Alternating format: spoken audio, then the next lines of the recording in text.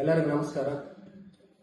ಕಳೆದ 2 ತಿಂಗಳಿಂದ ಕೆಲವರು ಈ ಸೋಷಿಯಲ್ ಮೀಡಿಯಾದಲ್ಲಿ ಬಹಳಷ್ಟು ಪ್ರಚೋದನಕಾರಿಯಾಗಿ ಪೋಸ್ಟ್ ಹಾಕುವಂಥದ್ದು, ಬೇರೆ ಕಮ್ಯುನಿಟಿಯವರಿಗೆ ಭಾವನೆಗಳಿಗೆ ಧಕ್ಕೆ ಆಗುವಂತೆ ಪೋಸ್ಟ್ ಹಾಕುವಂಥದ್ದು ಮತ್ತು ಇನ್ಸೈಟ್ ಮಾಡೋದು ವೈಲೆನ್ಸ್ಗೆ, ಅವರನ್ನು ಹೊಡೆಯಿರಿ ಇವರನ್ನು ಹೊಡೆಯಿರಿ ಅನ್ನುವಂತೆ ಪೋಸ್ಟ್ ಹಾಕ್ತಾ ಇದ್ದಾರೆ.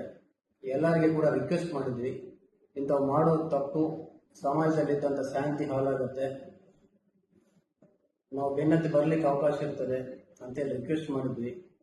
ಆದರೂ ಕೂಡ ಕಂಟಿನ್ಯೂ ಮಾಡ್ತಾ ಇದ್ದಾರೆ.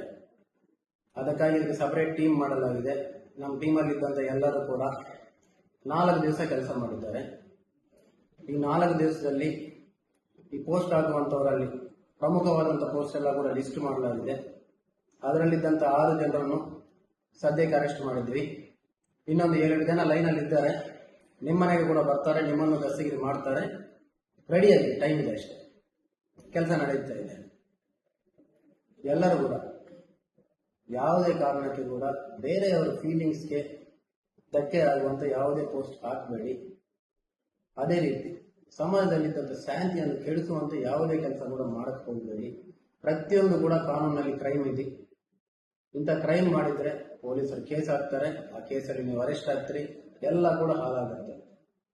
ಪಾಪ ಈ ಅರೆಸ್ಟ್ ಆದವರಲ್ಲಿ ಒಂದಿಬ್ಬರು ದುಬೈಯಲ್ಲಿ ಆರಾಮಾಗಿ ಕೆಲಸ ಮಾಡ್ಕೊಳ್ತಾ ಇದ್ರು. ಕೆಲಸ ಮಾಡೋದು ಬಿಟ್ಬಿಟ್ಟು ಈ ಕೆಲಸ ಸ್ಟಾರ್ಟ್ ಮಾಡಿದ್ದಾರೆ.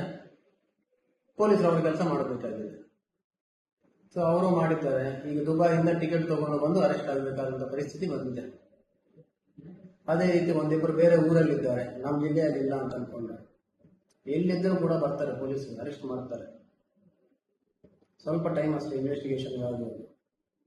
ಅದಕ್ಕೆ ಎಲ್ಲರೂ ಕೂಡ ಸೋಷಿಯಲ್ ಮೀಡಿಯಾವನ್ನು ಇನ್ನೊಬ್ಬರಿಗೆ ಸಹಾಯ ಆಗಲಿಕ್ಕೆ ಯೂಸ್ ಮಾಡಿ, ಇನ್ಫಾರ್ಮೇಷನ್ಗೆ ಯೂಸ್ ಮಾಡಿ, ನಾಟ್ ಫಾರ್ ಡಿಸ್ಇನ್ಫಾರ್ಮೇಷನ್. ಸುಳ್ಳು ಸುದ್ದಿಗೆ ಹರಡಿಸುವುದು, ಪ್ರಚೋದಕರ ಪೋಸ್ಟ್ ಹಾಕುವುದು, ಇಂಥವು ಹಾಕಬೇಕು ದಯವಿಟ್ಟು.